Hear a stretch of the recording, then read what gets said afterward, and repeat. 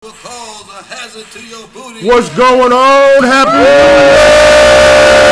Year! You know who it is.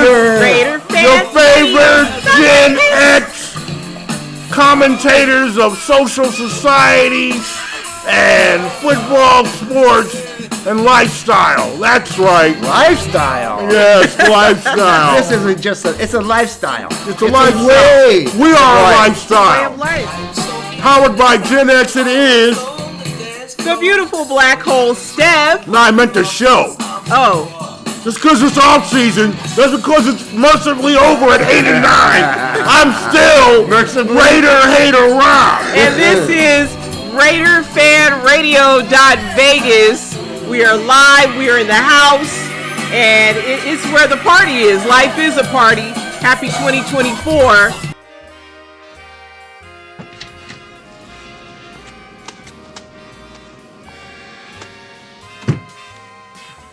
Merry New Year! Happy New Year. In this country, we say Happy New Year. Yes. We're kicking it off right here. I party all night New Year's Eve. Of course you party. I mean, and all day New Year's Day. Hey man, you know what I've really been into lately? These little gummy edibles that you get at the dispensaries. It's like I think I have a problem. You have a problem? I think I have a problem. Came in Suddenly you have a problem? Yeah. Yeah, suddenly. Yeah. But yeah, they're the best, man. If you ever go to Vegas. What are they called? Okay, so you go to the dispensaries here in Las Vegas, or anywhere in the world, really, and they make these things called gummies. They're called gummies. Well, yeah, we know Yes, what the gummies are. we Cannabis know. gummies, man. And man, first I'll eat one, and then like, I don't know, a half hour goes by, and I'm like, I don't think I'm really feeling this one quite yet. I think I'm going to have a second one. Oh. And then all of a sudden it's like, whoa. Exactly. I am sleeping like a... Why do they say sleeping like a baby? Babies don't always sleep. They make a lot of noise. I'm sleeping like a rock. Well, when babies sleep, well, there's another one. Rock sleep. Yeah. Rock doesn't have any sensibility. You know, it doesn't have any emotion. Yeah, I don't think... Crack rocks have emotion. That shit'll destroy your life. Rock and roll has emotion. Right. That's interesting. But we digress. And also, folks, Stone opened the year up, too, with a new gig.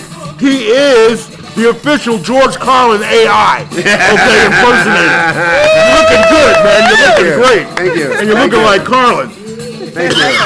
We I get a lot of Carlin comments. And you can comment right here on RaiderFanRadio.Vegas on YouTube. Let us know what you're thinking, what you got to say about the show. We've been very, very thankful for all the comments that have been coming in, saying all kinds of really great, nice things, which Thanks, I agree with everybody. wholeheartedly. We are very great, and yes, you're very fortunate. We appreciate all of you that have been with us since we returned with our show in 2020. We hope a lot of you are out there and now have been able to make the distinction between our show and Imposter Fan Radio. You know, that other fake-ass show. Imposter Fan Radio. Yeah, Imposter Fan Radio. I like that. You know, the formerly Murph's Cave. You guys all know that story if you've been watching us. If you haven't, go back and look at some of our new shows if you're new to our show. But, you know, let's just say, you know, people like to cop our style. You know, people like to bite us, you know, and bite from us. And they're one of them. I hope, you know, we got the Super Bowl coming up here in Las Vegas. We will be out and about. The real original Raider Fan Radio, established in 2002, April 12th to be exact. Okay, before there was podcasting, there was Raider Fan Radio. Oh, I said it. Oh. Wash your mouth out with vodka. Yeah, I will do that. You know why? Because deep down inside, Raider Hater Rob. But I'm hoping we run into them. Deep down I'm hoping I inside, run into your motherfucking ass. I believe that Raider Hater Rob still got a little bit of Raider in him. Oh man, a little. Yeah, I believe that Raider Hater Rob. Got a lot in me, but it's gonna take a lot more than Antonio Pierce Suge Knight ass to bring it out of me. That's true. We'll talk more about that for sure. Well, but in the meantime, Happy New Year to you all. as you were saying, we are back here for a new show on YouTube. Although we've been doing this since for over 20 years, since 2002. This year, this is our 44th show on YouTube. Yes, we've reached to number 44, and whenever we talk about a number on Raider Fan Radio, because we are hardcore football geeks along with everything else, we like to refer to some of the numbers of the players who wore those numbers, in this particular number 44. And I will throw the idea, the concept, over to our noted, what do we call him? In-house Raider historian, right? Second only to the great Raider Mort. Happy New Year to you, sir. We always put Raider Mort at the top of that list. Number 2, Hall of Fame fan, is Raider Hater Rob. Yes. Thank you. You're welcome. Good to see all of you out there. Thank you for tuning in. Like, share, and subscribe. Like, share, and subscribe. Punch it. Right share now. this, man. Subscribe it and get it out there to the world, man. We want to go bigger than last year, and looking forward to next year. Anyway, number 44. Who wore 44? Who wore it well? Wore in a lot of different distinctions. Of course. The greatest Raider to wear number 44 is Marv Hubbard. Mother Hubbard. You know, and I mean, it pretty much begins and ends there. Yeah. It does. Yeah. It does. I got a couple notable mentions, but... Sure. But no. I want you to finish on Marv Hubbard, because he's not only the great number 44, but a great friend, or was a great friend of Raider Fan Radio. Yeah. That's right. But... iconic Raider. In all the numbers of those who wore 44... The average person wore it like maybe 2 years, 1 year, 2 years. So it's not a very popular number. Right. But number 44, Marv Hubbard, was the 5th leading rusher in Raider history. A whole different type of running back. He was a fullback / running back. Yes. Downhill, right at you. Yes. And when Marv Hubbard would come hang with us to our show at Ricky's over in San Leandro, he would hang out. He always had a couple, knocked a few back. He liked to indulge in his after-hours, what do you call it? Elixirs. And he enjoyed them with us many times. Yep. And his answer to every single question when it came to the Raiders and their woes over the years, he always said, you gotta run the ball more. Yeah. So whenever I think of Marv Hubbard, I think of not only a great running back, but someone to his dying day was convinced that that's just how you win football games. Right. And that's how he did it with the Raiders. I mean, just completely physical presence. And the way that he played that hybrid, you know, there was that fullback role is really missing from the Raiders' style of play now. And that's something that would help them to be successful if they were able to take advantage of an athlete like that. And they haven't had anybody even remotely close to be able to pull that off in the last. Not just downhill, it's being able to make an opening, it's being able to force one, it's being able to know what's going to happen on the field. Well, again, also go downfield. With Marv Hubbard in that time frame of football that we talk about, you know, the 60s, when us three arrived in here, all the way through the mid 80s and the early 90s, you know, but particularly back in that era, 60s to the early 70s, it was the presence on the field. Right. Players came with a reputation. Right. And that could precede anything done on the field. You know, kind of like, you know, Mike Tyson used to say, Motion, I want your heart, I had him beat, children. you know, before we walked in the ring. Eat your You know, children. Phil Villapiano and a lot of Ben Davidson, great Raiders from the past, have always been on the record and said, we had these guys beating in warm-ups. You know, you can look across and see. Psychological. And it was psychological with Marv Hubbard because he was a stocky guy. Yeah. You know what I'm saying? Yet, for those times, very physical, you know, he wasn't exactly chiseled, but he was athletic. He was athletic. And he He's a was natural corn-fed kid. Right? Yeah. You know? But that, in some ways, that, you know, in a lot of ways, was a model to be. Right. You know, you could be corn-fed, you could be a little chubby, you could be a little stocky. But can you you know move? what I'm saying? And that was all that mattered. Can Right. you use play that the weight game, and can you use right. that momentum to move the pile? And to get Mother the ball Hubbard, you across know, the line. thing that was great about his running, as much as he was a bowling ball and considered a north-south runner, you know, we know how tight football gets. Right. And just the nuances of the game and the nuances of the athleticism a player could have. His was the short, choppy steps. The autumn wind is a pirate. After a key pass interference call took it to the 9, Hubbard went at it again and pile drove his way to and over the goal. A second-year man from Colgate, Hubbard would gain 90 yards today in his greatest game as a pro and completely dominated the Chiefs' defense. On a replay of the score, watch the Chiefs' Willie Lanier, number 63, as he futilely tried to stop Hubbard's 6-yard burst to pay dirt. Number 44, Marv Hubbard, tore out hard-won chunks of yardage.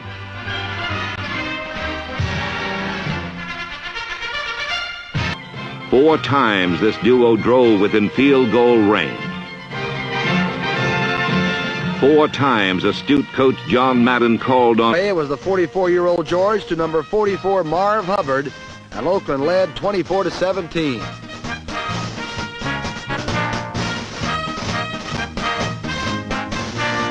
Down after down, the Raiders displayed the intensity of a proud team. In Final score 42-17 Oakland.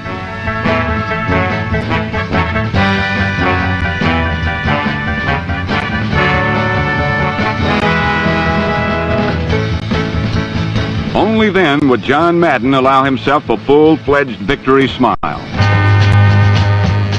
Despite this display of strength, the Raiders scored only 9 points.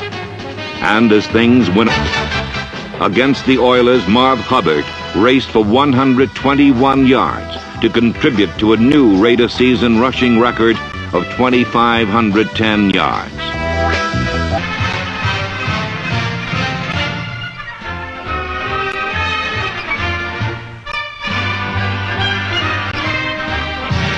No other seconds affected George Blanda as he handed off to Marv Hubbard and led Oakland to their 5th victory in a row, 31-27.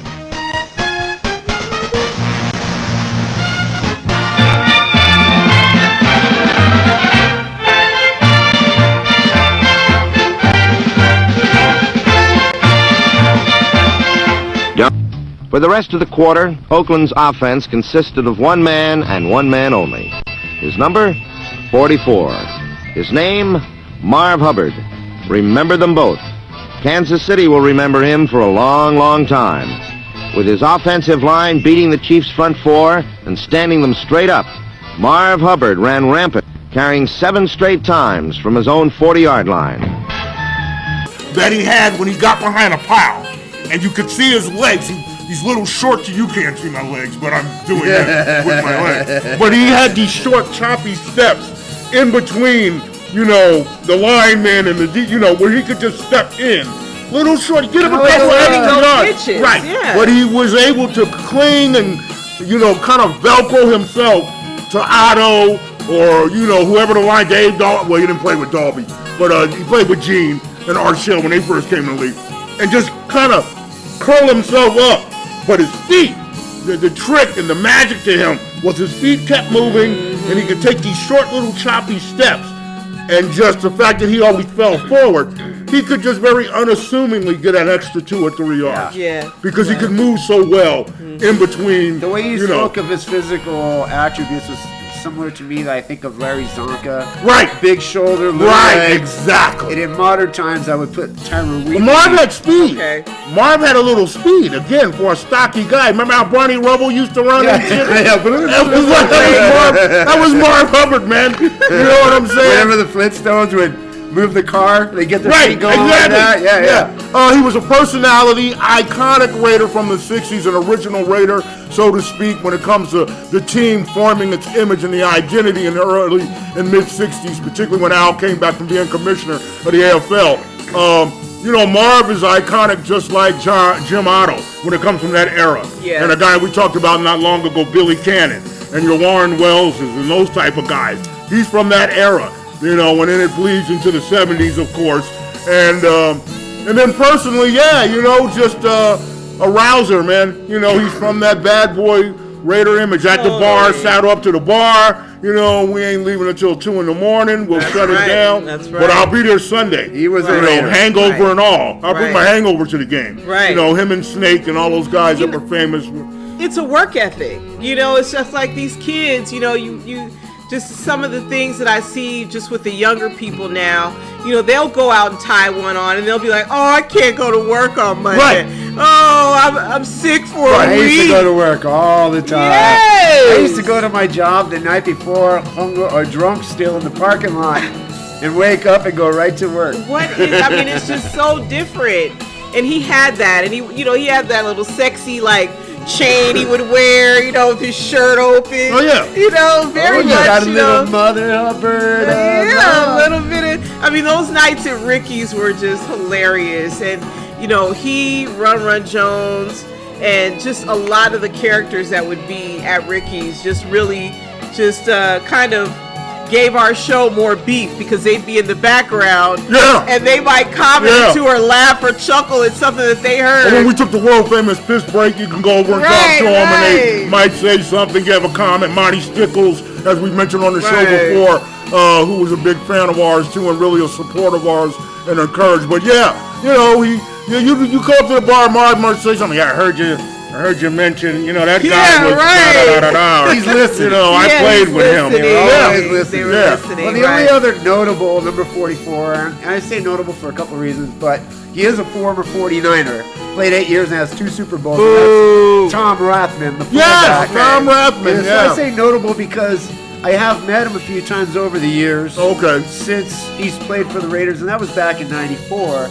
But he not only did he play for the Raiders for a year or two, but he also coached for the Raiders, the running backs, for a couple of years in 2008. Right. And I know from my conversations with that. Our running backs were terrible back then, so he didn't do much of a good fucking job. He always made a point to Is that Amos Zaraway or some motherfucking body back in? In 2008, I got to Lamont Jordan's bitch ass? I think we had Who the fuck was it? I think we had Justin Vargas back. Fuck him too! We only liked him because of his cocksucking daddy. And I didn't mean to say cocksucking, Mr. Antonio Vargas. We loved you. You didn't mean it, he just said it. He was Antonio Vargas. Is a friend of RaiderFanRadio. But anyway, so he's my notable. But but no one touches or comes near the great Marv Hubbard. So on that, where were you meeting Tom Rathman? Hold on. Slow down, Speedy. I've been around. Where were you running into Tom Rathman? I've been to many events. Was it a Niner event? Nope, it was a Raider. Again, he was always proud to play for and coach with the Raiders. So it was always a Raider event, of course. I don't know that. I wouldn't be at a Niner event. How dare you? Strike that motion from the witness. There's also Burgess Owens too. Before you go on, yeah, Burgess Owens. He wore number 44. Burgess Owens. He was a DB back in the late 70s and the 80s. Yeah.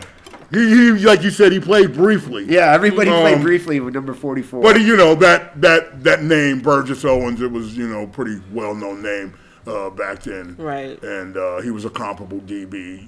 So I remember Burgess Owens. Yeah, shout out to him. I think he might have passed though. I'm not sure. Speaking of Super Bowls and great Raiders, we do want to say real quick condolences out to Captain Jack.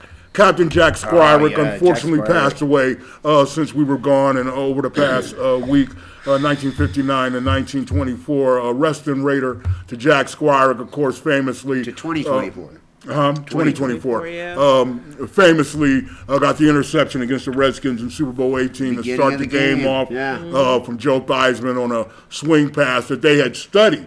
The story as it goes, that play, they had played the Redskins earlier in the season, and he'd almost gotten the interception on that play in the regular season game. And so coaching. He was ready for coaching. No, the coaches, yes, the defensive coaches, made note of that. And all these months later, we meet you in the Super Bowl, January of 1983. And we meet you in the Super Bowl, and the coaches tell Jack, on that play, remember the game earlier this season, look for them to try that swing pass out to the flat to John Riggins, whoever the fuck it was. Giaquinto, Theismann back, looks off to the left, and he fires it out there. Intercepted! Jack Squirick! Touchdown Raiders! I don't believe it! Holy Toledo!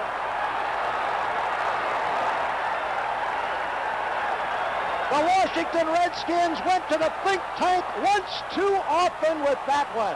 Theismann, a look off to the right, a swing back out to the left, and Squirick, the second-year linebacker, saw it all the way, and grudgingly, he doesn't want to do it yet. Tom Flores just smiled. Bill, I'm flabbergasted. I cannot believe that the Redskins, back on their own 12-yard line, with 12 seconds to go in the half, would do that.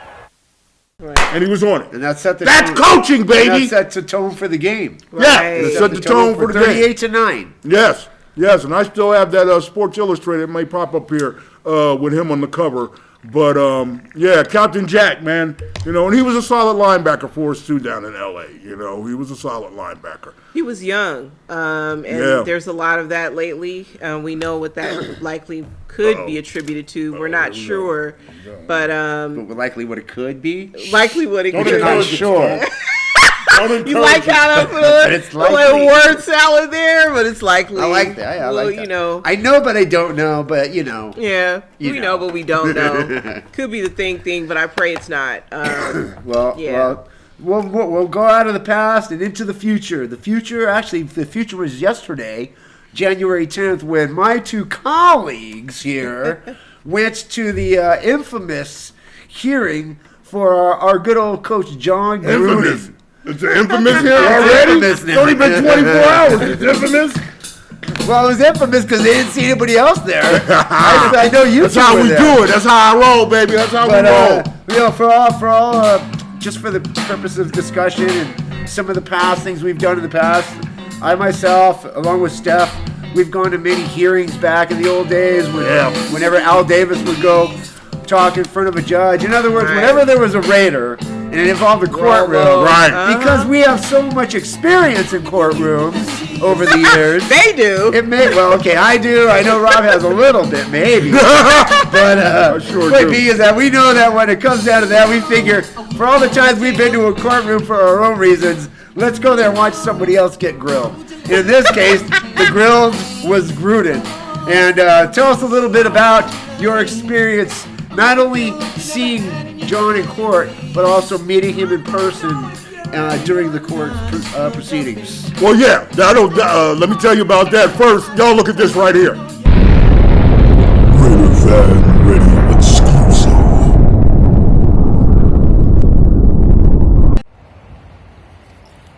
RaiderFan Radio exclusive. RaiderFanRadio.Vegas. Who? RaiderFanRadio.Vegas. You guys still in business, huh? Still in business and live right now at the January 10th, 2024, so they say. And we are at the courthouse right now. We just got through talking to Jon Gruden, talking to Chucky about... Well, you didn't tell them what we're here for. No, you tell them. We're for the Jon Gruden versus the National Football League lawsuit.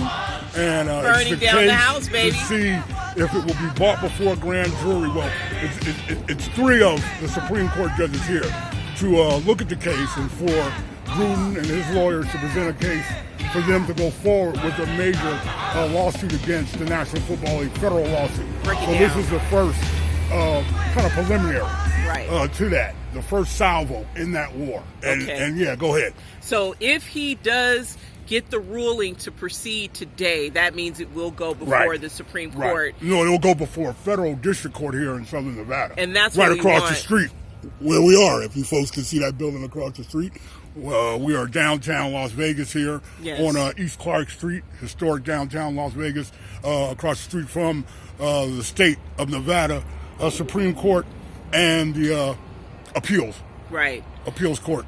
He and his wife are here, his attorneys. Just ran into them. They look great. They look like they're focused. They look like they want to win. Chucky done slimmed down. Yeah, he's not Fat Gru anymore. He done slimmed back down to his original, size, back in the day. And it was just great to see. You're going to see a clip of the photograph of him and Raider Hater Rob together. And boy, if you guys do get a chance to talk again, just imagine the what you can discuss regarding this case and your case with Raider Nation being at the center front too. It would be great if those cases could happen at the same time. Well, his case is definitely setting up, and my lawyers are keeping an eye on this case too, because there are at least some small indicators from the filing in his case when it comes to the acts of the NFL against a propriety,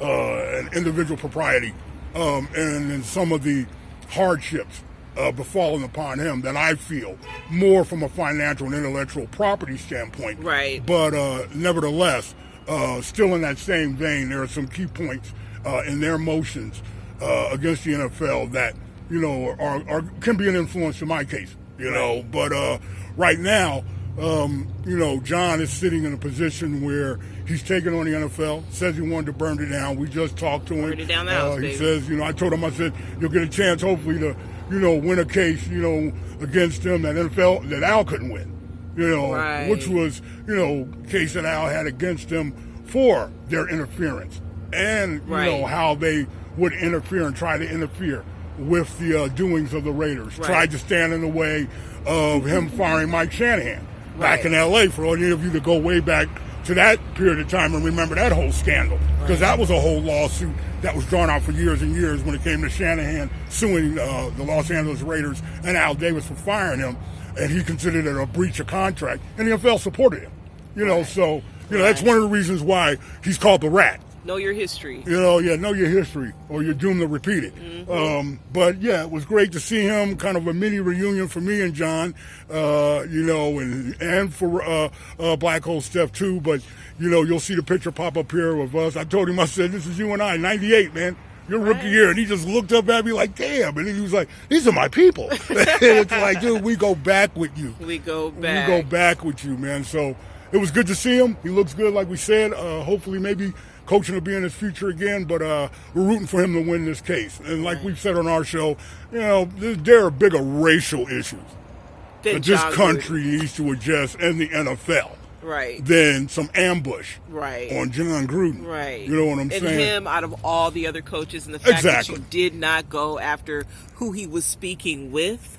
Who are still employed and still deep down inside, and that's the Allens. That's Bruce Allen, and that's also that other attorney that worked for the Redskins at that time. Daniel Snyder worked for Daniel Snyder. Yeah, he worked for Daniel Snyder, but he also was an NFL attorney as well. And we know that the NFL was responsible for leaking those emails and making sure that it interrupted the Raiders season, because Jon was going to go all the way. It was sabotage. And they were trying to sabotage the Raiders. Sabotage us because there was an inkling that things were being turned around for the positive, and that there was, you know, an impetus and like I said, a sign of that old Oakland, you know, mentality and brand and culture being instilled in Chucky, because when it comes to the Raiders, that's his point of reference.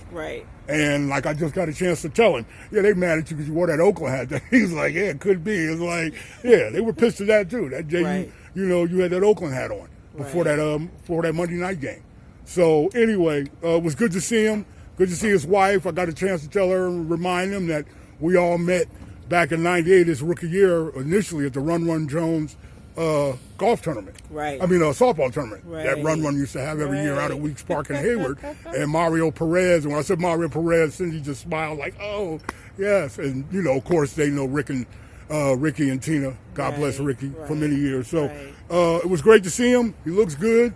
And we're rooting for him. Many of us that are still diehard, you know, not Originals. just original Oakland Raider Nation, but Chucky fans. You know what I'm saying? And particularly all of us from the Black Hole, Section 105. We named him that. You know, that started it all. So anyway, he's always recognized that, and it's always been a cool, cordial relationship with him.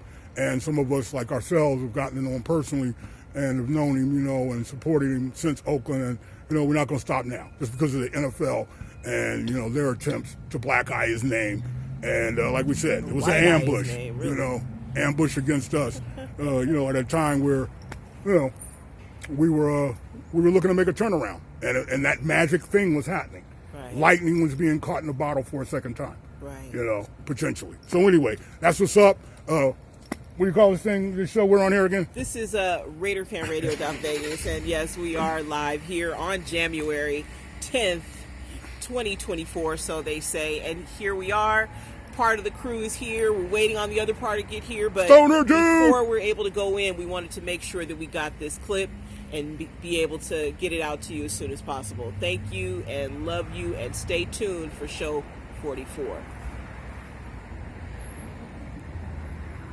So so we went and saw Jon, and me and Black Hole Stef, our roving reporter from back in the days, who used to be in the thick of it, like you just said, went downtown here to the Nevada Supreme Court, and there was an appeal from the NFL against the ruling that Gruden could proceed with the lawsuit that he's bringing against the National Football League for, among other things, forcing him out of his job, circumventing his, right to work, and, interfering in that, and a number of other charges, too. I know you have more notes and what have you. I think one of the main, also to add to that is, it's now pretty much common discussion between not only us, but the rest of the world, that there was a specific target on Jon Gruden by the NFL, which meaning by Roger Goodall, and that's what he's arguing that's part of also what he's arguing. He's arguing that too. So anyway, it was downtown Nevada Supreme Court, East Clark Street, and we got there pretty early. It was going to be at 1:30, but John pulled up in a Tesla about 10 minutes after we got there, and I had ran across the street to see what the proceedings were going to be about and make sure it was open to the public, which it was, and we were the only representation from the Raider Nation. There was another member of the Raider Nation who used to work in the front office of the Raider Nation. I'll tell you about that in a moment. That was very interesting. But anyway, he pulled up and immediately, shouted out to him as him and his wife Cindy were getting out of the car. God bless her. It was great to see her. And he was, he saw the black hole. You see the picture pop up here. He saw the black hole shirt and immediately recognized that, hey, there's some real ones here. Right. And subsequently, I said what's up to him. Began to approach him from across the street, and he told me to come on over, man, and we reconnected, so to speak. We've known Chucky for years. He was always down with the Black Hole, down with the Raider Nation, South Shield, all the fan bases, Wiz Zone. He really understood what our fan culture was about, and that's why there was a love for Jon. And no matter what the case and the particulars and the details of the case, what he's being charged with, all of that, I'm there to support him because I do carry that ethic that certain Raiders are once a Raider, always a Raider. He was a coach that I loved and favored. Thought he was going to really bring a change to the Raiders and do exactly what he did, but I thought, of course, we would get a ring. But I support him because he's going up against the NFL. I think he was on his way. Yeah. The year 20. We could have got 2 out of him. 2021, when we opened up and beat the Ravens at home on Monday Night Football and had won a few games, everything was going pretty damn good. Right. Until all of a sudden on Monday Night Football, Adam Schefter goes out and does this whole report, calls him a misogynist and homophobic and racist. Jon Gruden gone as head coach of the Las Vegas Raiders. Resigning last night after years of emails laced with racist, misogynistic, and homophobic comments. Gruden denounces the drafting of a gay player and calls for the firing of players who protest the national anthem. He deserves to be shamed, and that's exactly what has happened to him. There's a lot of people that might have dirt that don't want their dirt dug up. He frequently used misogynistic and anti-gay language in numerous emails before he was hired as coach of the Raiders. I love the Raiders and do not want to be a distraction. Thank you to all the players, coaches, staff, and fans of Raider Nation. I'm sorry, I never meant to hurt anyone. Why you bringing up old shit? They lambasted him on national television on the biggest night of the week to use it as a spotlight to basically destroy him. Destroy him and destroy his career. Right. It was as big as a hit as it gets. That's what it is. And to derail the Raiders season. Totally. Which they did. But as his attorney said, they used unlawful influence and pressure on Mark Davis to then terminate his contract that was binding and get rid of him and also, yes, to kill our And we knew that. We were one of the first ones to say that. And I went and did a little spot in front of the friggin' facility a couple of days after that, and then our next show was a week or so after that, and we were the only ones really primarily calling it out for what it was. Right. Okay, a hit job, as Stone just said. It was. And that's exactly what it was. It was. And the NFL, again, showing its bias against the Raiders and its prejudice, and the fact that, you want to talk about prejudice, but also showing that they are so threatened by even the inkling, the idea that the Raiders and the Raider Nation would be prominent again in the NFL. Right. As a franchise and as the brand that it is. Right. They do not want to see it resurrected because they know that the same results will come. Right. You know, naturally. we will dominate the league. Right. And people will gravitate to it. Right. Particularly if it's done in the same vein that it's always been done in. But that's why there's been this. And that's what Chucky was getting ready to do and was doing. That's right. You know, and like I told him yesterday, jokingly, while we were sitting there talking outside, I said, you know, hey, yeah, they came after you because you were wearing that Oakland hat. Mm-hmm. You know what I'm saying? He got a chuckle. It's like, yeah, you think so? Like, you knew exactly what he was doing that night. Exactly. Mm-hmm. You know, but that was a response, and I said that to him because that was a response to us being so, you know, let's stop with the bullshit here. We're the first show that latched on to the Raiders and the idea of that football team being here because we came here with that. Right. We just resumed in 2020 what we've been doing, okay, up in Oakland. All right, the same players, some of them were in play. All right, there were no others. They were all coming from a new approach. They had no understanding, you know, of what the Raider culture was about. And we were the first ones to really begin to establish that presence here. Right. All right, so Muggs have been watching us. We know they've been feeding off our shit. And we know, as we did in Oakland, as here, we were influencing shit. Right. And John heard us, and some people hooked up, heard us talking so much about the Oakland influence. And he comes from that. Right. And so him wearing that Oakland hat that night was a message to us. Right. And a message to all Raider fans in the Raider Nation that know that identity of football. Right. And want to see it. Right. And that was the 25 years. What I was saying was that's the 25 years worth of he was messaging, trying as you people say today, that style of football and that thinking out of the Raider organization, and it was just blossoming again with John. But yes, when we saw him and we walked up and Rob just immediately, you know, they connected. Just the whole thing was synergy. You know, our timing, Rob's timing was just impeccable. And John got out of the car, Cindy got out of the car, then John, a couple of the attorneys, and he looked and he was like, hey, John, he was like, hey, wait a minute. He was like, hey, you know, come over here. He was like, come here. And then we walked over and he was like, these are my people, you know? And it was just like really just a good moment to be close to him and say, you know, we got you. We know what they're trying to do. You know, don't worry about it. Keep doing what you're doing and win this. Just win, baby. And you're a Raider to us. You know what I'm saying? Right. And if a Raider's going up against the NFL, you know, because I'm going to be a Raider, and I have been a Raider fan who has been, you know, silently, you know, battling the NFL for the last 20-something years over the Raider Nation brand, you know, that they stole from me. So he's a Raider, and he's in there fighting the NFL. I want to be there for that if I can be there for that. Right. You know what I'm saying? Because I'm supporting him more than anything of fighting and going up against the NFL, you know, and being, you know, a former Raider and taking that mentality, you know, to defend himself, you know, against what we and people like him and us know has been a strategic and has been a systemic fucking issue of bias for the NFL against any entity that represents the Raiders. I told him, burn the house down. You said that to John. You said that to John. Like, that's what we want.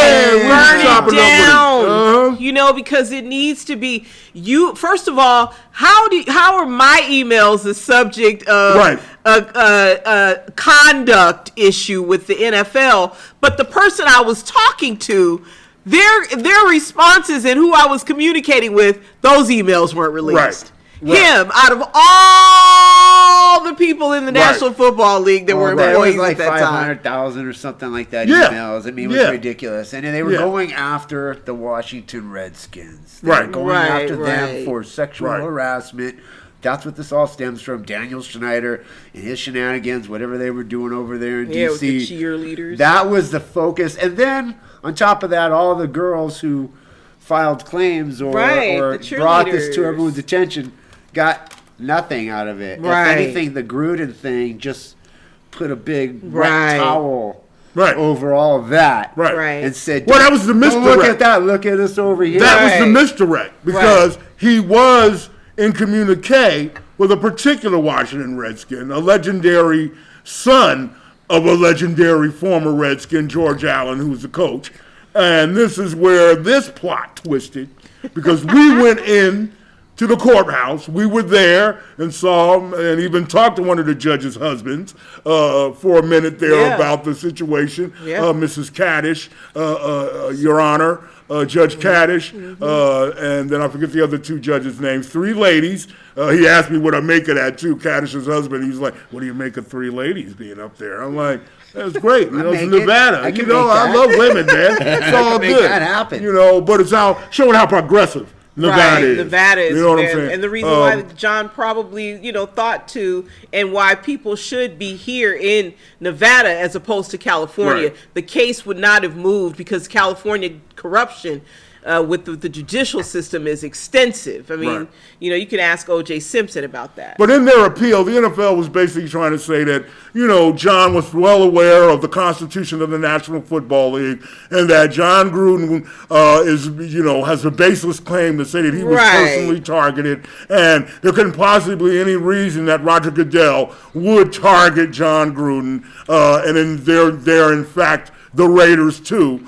And that he should be exempt of being the arbiter, Mr. Goodell, of having orchestrated or put any pressure or been anywhere around the knowledge of anyone consorting in that matter in favor in the name of the NFL against Jon Gruden. That's the whole point of being the fucking commissioner. You're the head overseer.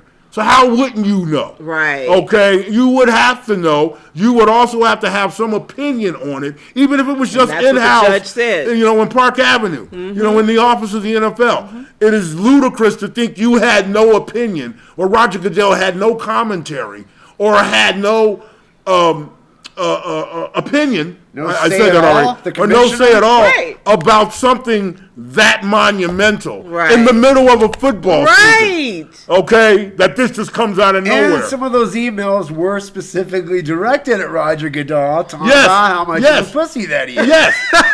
And then that has nothing to do with it. And then he went and proved it. And then he went and proved it. That he's a fucking big pussy. And he's still not trying to admit to it. He's got the lawyers up there trying to defend him. Oh, his lawyer. I didn't like to call him in. Which further proves it. Right, further proves it. Roger Goodell has got no balls or spine, cannot speak up for himself, has to have everybody else do all the bullshit. Sit this little Weasley ass motherfucker up there with his bush stick up his ass and steps in. And you're right. What was his name? Vagan? Cannon Shanagan. Cannon Shanagan. Who kept going, now again. When you use that as a transition, you're up to no good. And,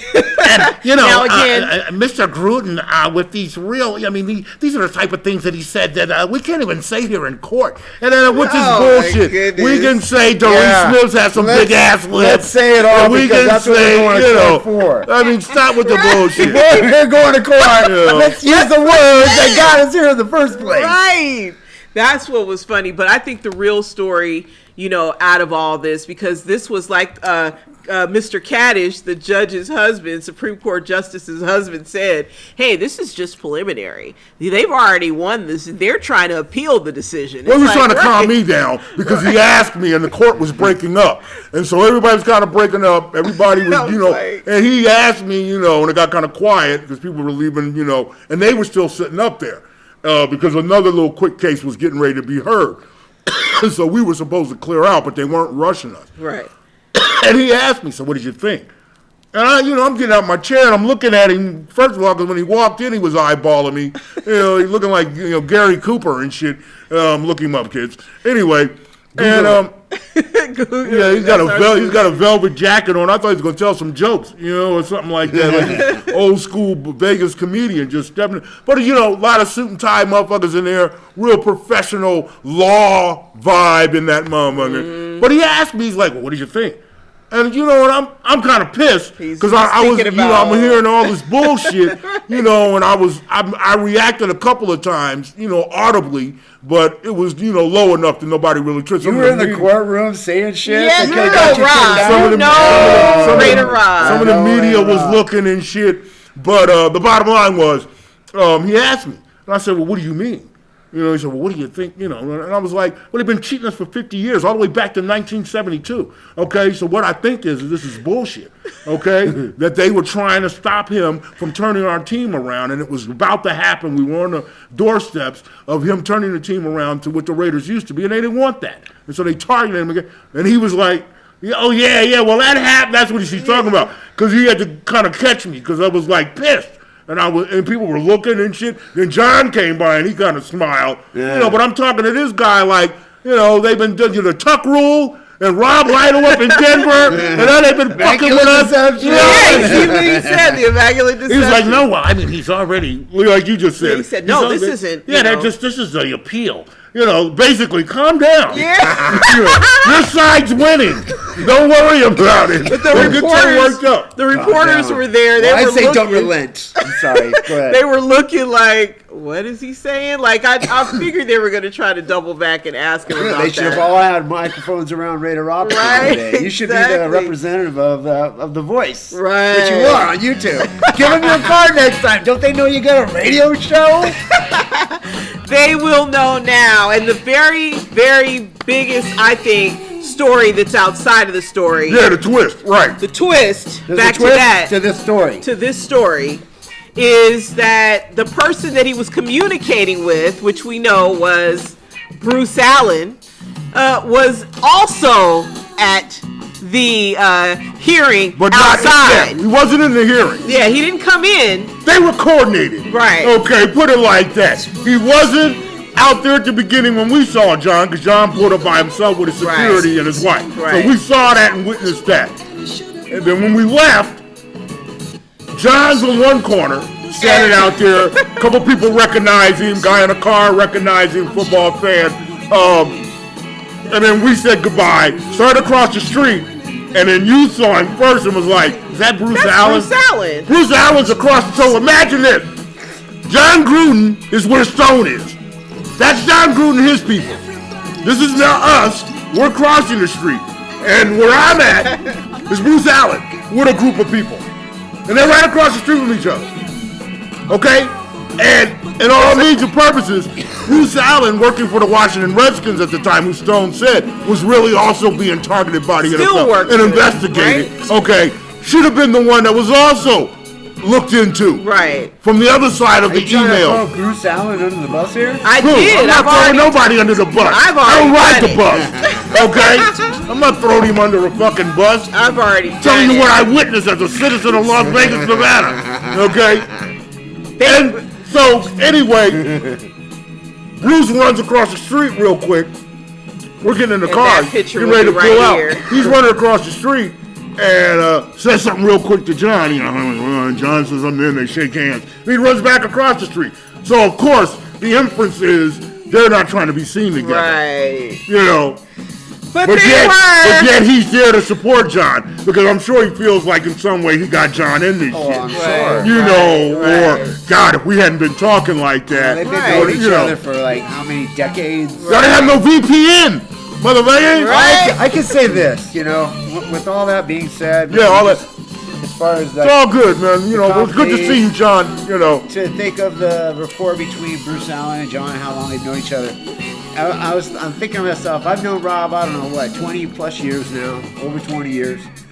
If I had a recording of all the things we said off the air, much less on the air, I mean, there could be a lot more controversy stirred up of a lot of accusations to be made. Mm-hmm. So I guess which my point is, because that's how people talk to each other. Right. Regular talk. Right. We know when we're serious. We know when we're joking. We know when we're whatever. We know each other. Right. So when you take a conversation out of that context and turn it into something where you can turn it into something else, that's what I believe that the NFL has done at this point when it comes to Jon Gruden. Right. Whether he speaks a certain way behind closed door amongst his friends, that's him. That's who he is as a person. And I think he's worn that on his sleeve pretty much for his career. Right. But ultimately, if we were to go into anybody's personal conversation between people they know, they would get a lot out of it. Right. So I think that's why I think what we believe, I believe anyways, that while I know a lot of people get offended in this day and age, and there's a lot of things to be offended for, and I hope everybody stands up for what you believe in, but I think in this case, we're taking it too far. We've taken it too far to where Jon Gruden lost his, like you say, his career, his job. Yeah. What they did to him on national television was unprecedented. He was not an NFL employee. It was unprecedented. At the time of these emails being exchanged. Right. And that is, again, where I come in personally.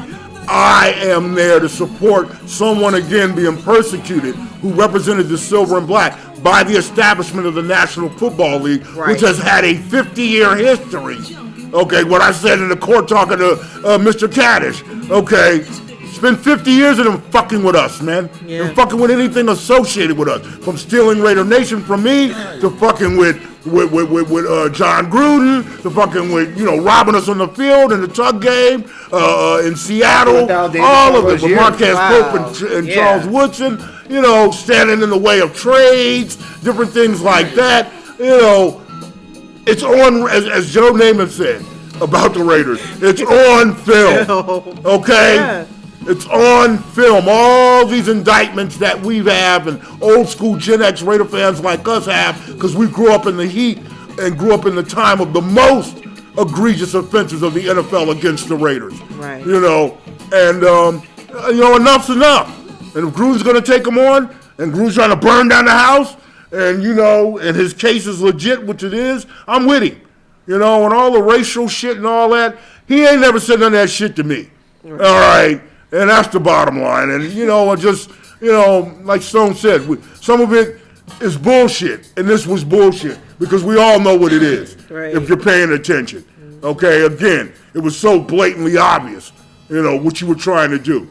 You didn't want him to get, you didn't want lightning to strike twice. Right. I think that Jon Gruden, coach of the Raiders. The NFL proved in that move, along with a lot of other things that they prove about themselves, is that they like the fact that they have this stadium here that's the Raiders Stadium in the middle of the desert, but they like the fact that they could fill hotels up and sell tickets. Yeah, they don't want the Raiders to be good. My point is that the Raiders are basically just the host. Yeah. Which is what I feel like when I go to the games. Yeah. I feel like we're here for everybody else. We're not here for the Raider fans, and we're not here for the Raiders to win games as of yet. Right. I pray and hope it gets to that point, but the point being is that when we see all those other jerseys in the stands, it's because no matter how you slice it, it's a vacation destination. Right. It's Vegas. Right. It's about the hotels and the casinos and all that. And I understand all that. I'm not stupid to the business aspect of it.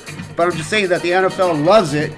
The fact that they're still in more control of the situation. Because for example, if Gruden was to take into prominence, or whoever the next coach to be a prominent, then you're going to have more Raider fans in the streets. Right. You're going to have more, and you'll probably shy away some of those other fans. Right. You will. So they like the fact that they take over. Right. Yeah. And they're doing it big time. You seeing all the games and all the games of the last few years with just this taking of the Raiders Stadium with all these visiting fans. Oh, all that orange? The fucking last game, and we're coming to you after the season's over. Obviously, we missed, a lot of the end of the season. Apologize for that. We didn't miss it on the air. We watched the games just like everybody else. I personally didn't miss shit. Yeah. Because I wasn't down with it to begin with. Anyway. But I do applaud the blowout of the San Diego Chargers. I will always applaud that. I was there for that. Okay, game. well, yeah, that's right. Yeah, you texted me, so that was what was up. Was it electric in there? It was. You can remember? As a matter of fact, after the whole season, I would say great. that one felt like the Raider fans were prominent that night. Okay. There were lots of Charger fans. Okay, fine, whatever. But, regardless of the situation, the fact that you saw the writing on the wall in the first couple plays. Right. You saw. Right. I thought the Raiders were going to win like 35-8 or 10 or something like that. I didn't expect 63 points. But it was pretty awesome to see it keep steamrolling and steamrolling and steamrolling, because no matter how you slice it, regardless of why, just like with the famous Brett Favre game, they scored all those points against us, 5 touchdowns, because his dad died and it was set up, and we were the worst team in the fucking world at that time.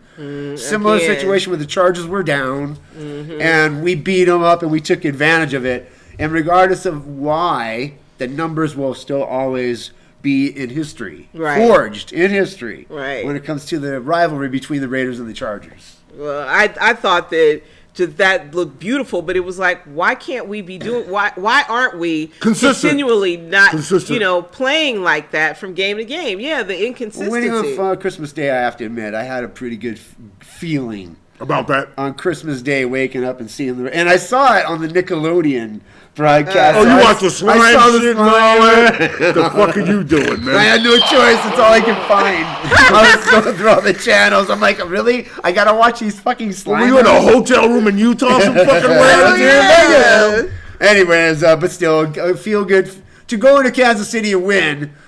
They'll put it this way: as far as Antonio Pierce being the future coach, that to be any coach for the Raiders, a prerequisite would be you got to be able to beat Kansas City, and you did it in Kansas City. So again, felt good. Yeah, I mean, it was a feel good into the season. Again, I applaud Maxx Crosby again. For fourth year, showing his dominance and showing that he is the model of what this team should be built on and its identity, and that you need to get players of that caliber or better, and players with that mentality and that type of motor and that attitude that he has. He's just a ferocious, fearless competitor, a dominant man, and just, a guy that, is technically sound at the position that he plays. Right. And it just looks so great to see a guy like that, in the silver and black. Right. You know what I'm saying? Right. See a guy like that, representing, the team with that type of passion and fervor, it's just like an you intensity. said, we need 10 or 12 more of those. 22, 23 more of them. Because of Maxx Crosby, we are seeing players like Malcolm Kuntz and Step Javon up. Diablo. Right. And your boy, you caught it on Mooring. I mean, wow. Which one? Great scouting. Trevor Mooring. Great scouting, Stone. Trayvon Merrick was the best safety that particular year we drafted him, and I knew we would solid. To at least have a feeling we would go into the second round to go get him. Right. Yeah. We needed a player like that, but he's starting to get the ball in his hands. At least he's starting to touch the ball. He's starting to look like someone. He makes plays. He's not getting burnt. Yeah, like a lot of safeties in the past. He gets his hand in there, he disrupts. I like the play of the little guy, Amik Robertson.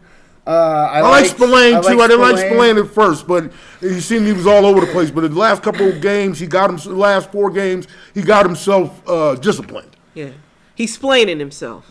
Well, we're at least in the top 10 of the defense this year, which is the first time in many, many, many, many, many years. Of course. So back to what you just said though earlier, why we can't score more than a touchdown or two in a game, right? Of the fact that we don't lost. have a damn quarterback. Now on the other side of the spectrum, losing 0-3 against the Vikings was pretty fucked up, right? And it's games like that where we'd be in the playoffs right now. Exactly. Even in spite of all the turmoil that happened this year with Josh McDaniels being fired, which was a huge aspect of the season. Well, they tried to do what I had suggested 2 shows ago, which was, Aiden O'Connell for all of his rookiness and all that. You've got Devontae Adams, you've got Hunter Renfrow, you've got Jacoby Myers, you've got Mayer before he got injured. You've got a lot of weapons offensively. Right. Just let this kid sling the ball. Right. And they were doing that. A few of the games, the San Diego game. Who else was in there in that little run right there? Was it Philly or somebody like that? I forget what it is. But anyway, they were letting him, but it was inconsistent. Letting him sling here and there. You know what I'm saying? Right. And it worked for the most part. There were a few, trick plays when it came to imagination or misdirection. When you had Devontae lined up in the backfield and got a reverse. Right. Shit like that. But it wasn't consistent enough. Right. Last time we had met, I wasn't so down with AP. But I grew, to respect what he's trying to do. I didn't like hearing on one of the telecasts before the end of the season that he was consulting with Tom Coughlin. I know, it's like, why would you do that? He's talking to anybody he can. Yeah, and so for that reason. He's talking to his coaches. Yeah, but for that reason. Their Giants football is nothing. If you're a coach, okay, and you've been aspiring to be a coach, where are your ideas? What were you imagining you would do okay, if you got to be a coach, all right, and you're a Raider fan, and you've been allegedly a Raider fan. Well, he's a Raider fan, but what Raiders have you been watching? Were you watching the Steve Berline Raiders, or were you watching the Rich Gannon Raiders, for lack of a better example? Like, again, where's the imagination? It was there in spots, and they put it out there. It'll work, and act like they get scared of it. Okay, he's intense. He's got the player coach thing like that. But yeah, consulting guys, that's cool. But this is your opportunity. You're the one that wants the job, okay? What do you want to be as a coach? What would you want your team's identity to be? And what kind of plays as a coach, and you thinking you want to be a coach, have you thought of that you can, work with your offensive coordinator in? And I just didn't see enough take charge in him. It's all good to be tough and gruff and all that. Like I said, the Suge Knight of the NFL. He's from Compton and all that shit. All that's cool. But the one thing about Suge Knight, he was calculating. Yeah. Suge Knight was aggressive, okay? And Suge Knight had an attitude of, I'm going to roll over your ass to get what I want. Right. You know what I'm saying? Right. And he doesn't have that. No. I like the move to let Marcus Peters go and then go out and get his kid Jack Jones. Yeah, that was cool. I thought that was good cool. Move. As far as, some good moves. You're saying, I agree. I think most fans would say, or anybody who loves football, watch games would say, when it comes to Antonio Pierce, the defense obviously got better under Patrick Graham. He got more of the players he wanted to use. He gets all the credit for that. Antonio Pierce brought a lot of the bravado, and he brought a lot of the talk. But when it came to actual X's and O's on offense, right, considering what he had to work with, sadly he fell short. Right. But having said that, now that the discussion of a new head coach is the main topic when it comes to Raider fans all around the world and football fans in general, where all these other coaches are starting to either retire or get fired and all these other things. Well, you just had Belichick. Yeah, that's happening as we're talking. Nick Saban, just as far as coaches that are all. You left Alabama, right? Pete Carroll is pretty huge over there in Seattle. No, I don't mean as far as a coach for us. I'm just saying that. Oh, well, that's what's going to be considered because they're already starting with that bullshit. There's the new. They don't want fucking Belichick. You bring Belichick to Las Vegas, and you'll never see me again. Okay, this is how this show will look if you fucking bring Belichick. Welcome to what used to be Raider Fan Radio. No, we're not talking about Belichick. I don't know what Mark's at. Belichick is not coming to Vegas. You don't know what Goodell is working on. It can't happen. You don't know what Goodell is working on, but that Patriot shit is still there because they have not. Hey, you out of the rafters. They have not denounced Tom Brady as being a potential owner. You gotta. That's still a fucking link to the. No, I want people to get used to it because goddamn it, I'm calling it. That motherfucker may end up here, and he may get considered. All right, that Patriot shit ain't over yet. Yeah. Now that he's available, la la la la la. I am not listening to Jeffrey. Jeffrey, will you listen to me? Listen, I am not listening to you. La la la la la la la la la. I am not listening to Jeffrey, but he's still talking. I am not listening to you. La la la. It's out there. La la la. That's yeah, but we don't want that. That would make me sick at my stomach for sure. We can't do this again. And I might do something drastic. just really drastic. The one thing I want people to take away from the coach discussion is no matter who's there, the same thing happens on Sundays.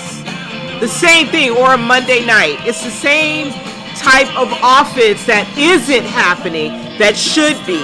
So it's not necessarily like AP. AP is standing on the sideline like the other dude, Rich Bisaccia.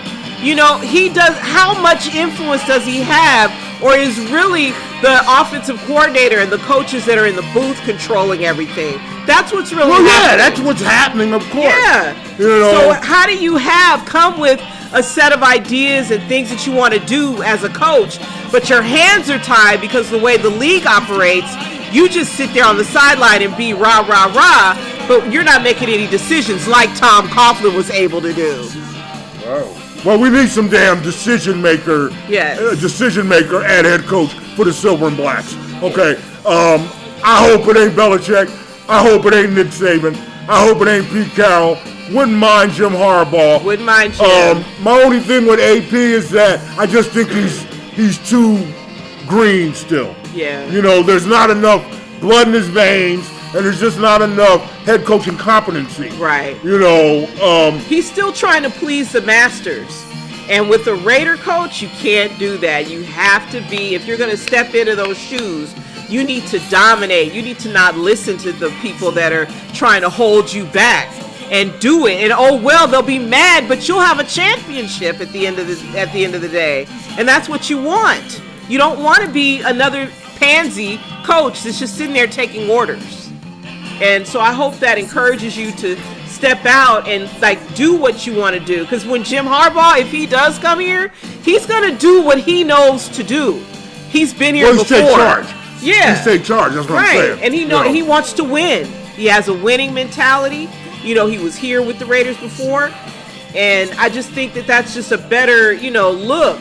If you're going to do that, you have to step into that role and embrace it fully and not care what the league thinks of you and not care what the people commentating think of you and go out and win games. Look at what's happening in Detroit right now.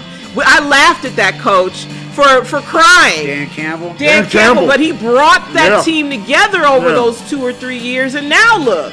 So it's the same thing can happen here in Las Vegas, and it could have happened in Oakland many times.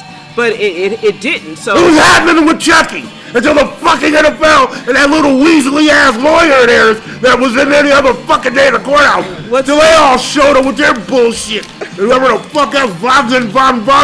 Right. And he just send that motherfucker back to Zumbai or wherever the fuck he came from. Little Indian motherfucker. I'll cancel me. I don't give a fuck. Alright. I called him that. God damn it. This portion of Raider Fan Radio is brought to you by the new StonerDude coloring book. Do you like to color? I like to color. I like to draw stuff that people can color. That's right, I'm StonerDude. I'm an artist. I've been doing this. That's one way to bring the colors together. And you too, if you love to color. And a coloring book. You like to use coloring pencils, crayons, watercolors, whatever you got. You can go to StonerDudeArt.com. That is StonerDudeArt.com, and you can go buy your new StonerDude coloring book. Go get your StonerDude coloring book. Happy coloring. Color your brains out. StonerDudeArt.com. All right, so y'all's football team needs a quarterback. They're going to need a bookend receiver to go with Tay. They need a bruising running back, about 6'2", 230. And, 2 or 3 more solid tight ends. Defense is coming together, and so we'll be here, of course, as we've been doing since we returned in 2020 and have been doing for the last 20 years. We'll be covering the draft.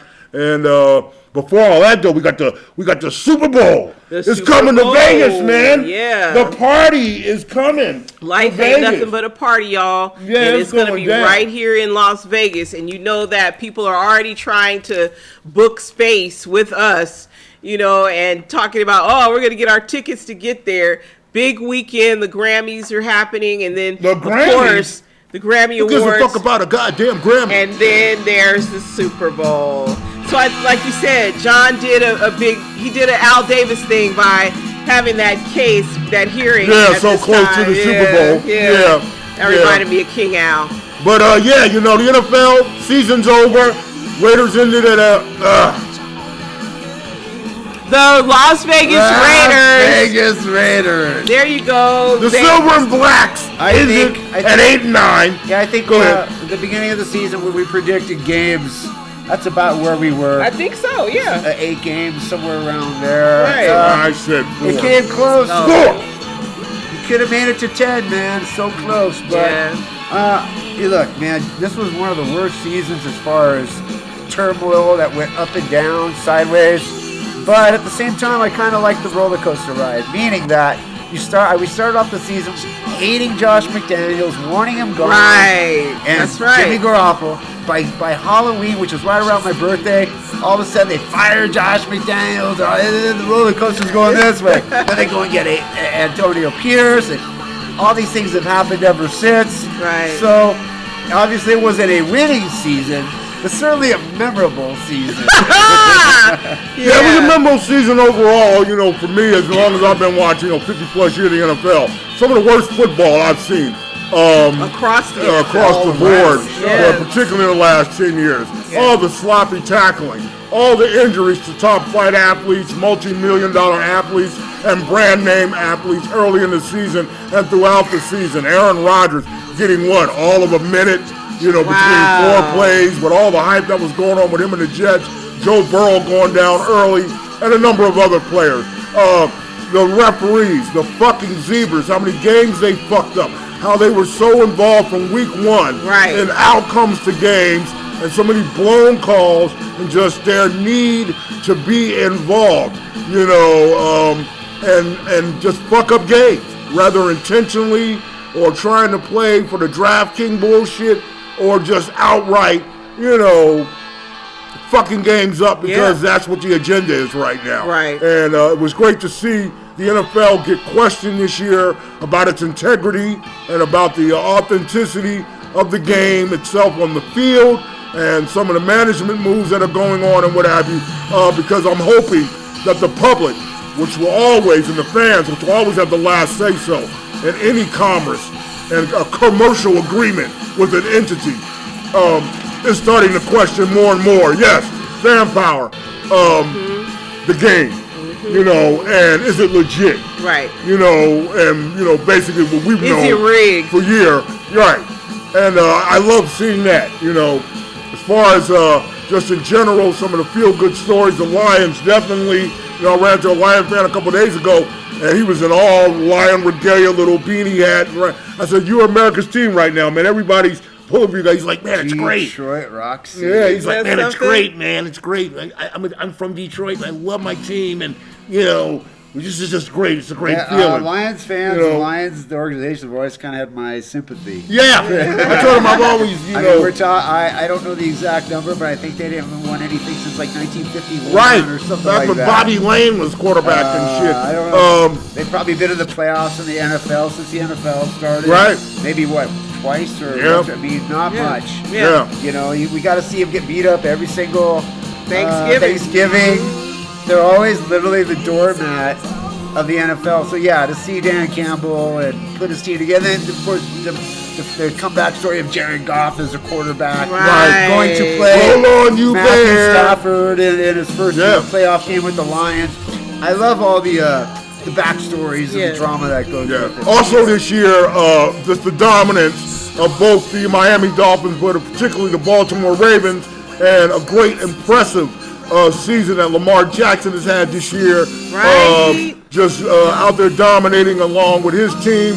And there's been talk, controversy about the bias. That there's so much talk about all these other quarterbacks, along those lines of, color. And that he's we not. Still talking about the black quarterback. That whole thing again. We're not talking about him. But yet he has shown, how dominant he is. Yeah. And for my money, I think the Baltimore Ravens, outside of possibly the Buffalo Bills again, now that they've resurrected themselves after faltering a few weeks towards the end of the season.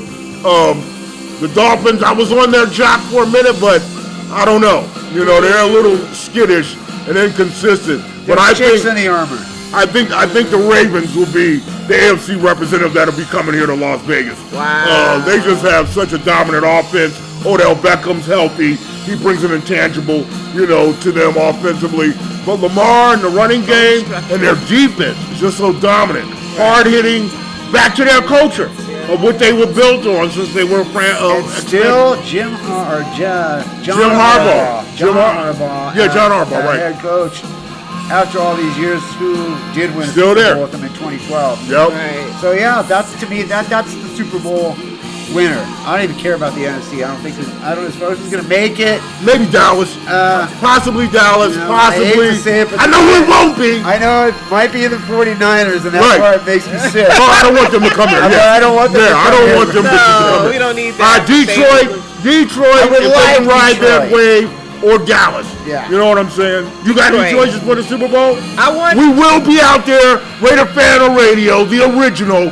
We will be out there covering things, getting you footage. There will be another show around that time. And You know, we may even possibly do something live. You know, Maybe. so Don't promise anybody. no, I'm not promising nobody. No promise. Said maybe.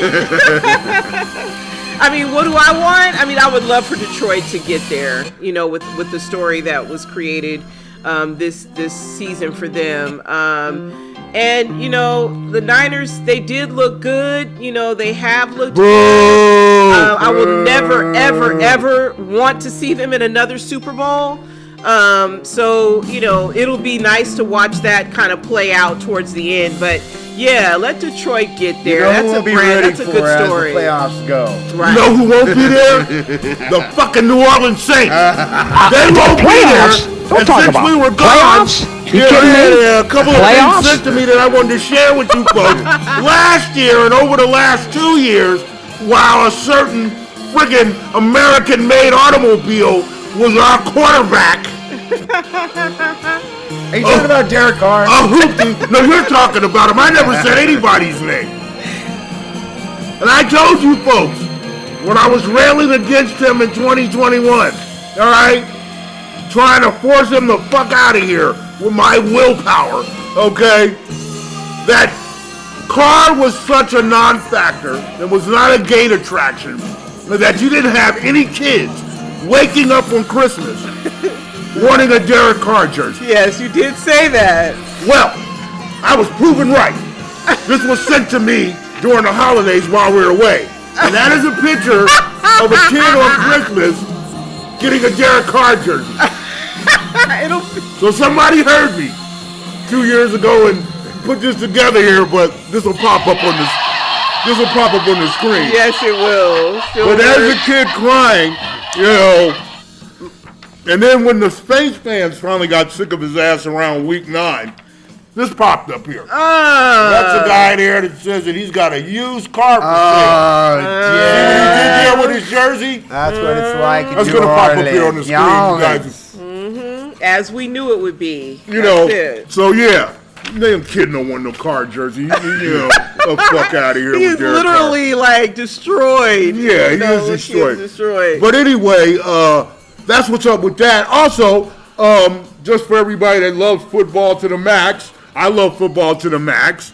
I am waiting patiently till June for the LFL and the X League. What is that? Women's football. Yeah, that's the women's league. And I'm telling you, man, these chicks beat each other up pretty good. What? Yeah, you're gonna love it. We got ovaries. Be careful. You're gonna love it. Well, Yeah. they pull it out by the end of the game. They pull it. Anyways, they pull at each other's garments. I was watching when it was a lingerie football league. But like I'm telling you, 15 they've years ago. evolved. They've evolved. The Vegas Sin, the Philadelphia Passion, you know, and the one team I really like, the Dallas Desire. That was a great name.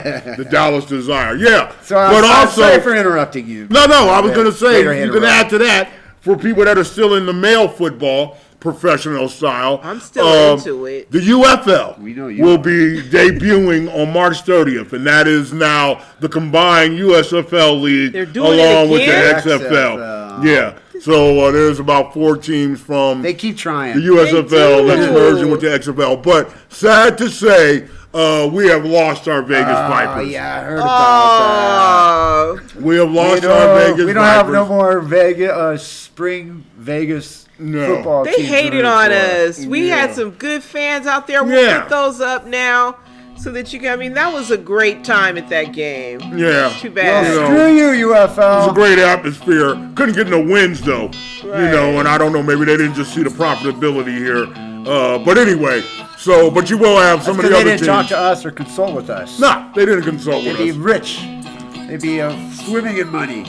So that's what's up with that. Hey, you guys haven't asked the question tonight. What?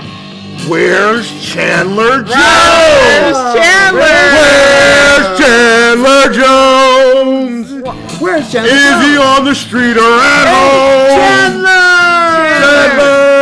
Well, you don't know what happened to Chico? Chandler Jones. Y'all thought my nigga Chico killed himself in jail?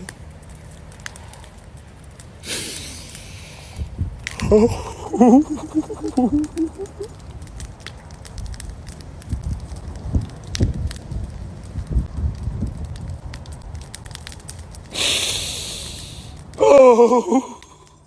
Jones is out there in the world, and he recently, about a week ago, He showed his face like the groundhog. He came up. He popped up. He popped up, showed his face. He popped up and was out in the public and was at a tattoo shop.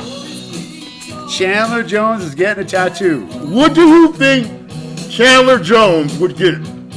On his tattoo? On his tattoo. What do you take a guess? What do you think? A guy like his personality, his character, all the stuff that he went through towards the end of the season, and him calling out conspiracy theories, and looking to Belichick, and then they look into my boy, what they did there, and what they did there, and what they did there, and the domestic shit he's been having with his girlfriend here in Vegas. All he got that a Joker. The Joker. That's too easy. The Joker. That's what I'm saying. I don't know. What do you think?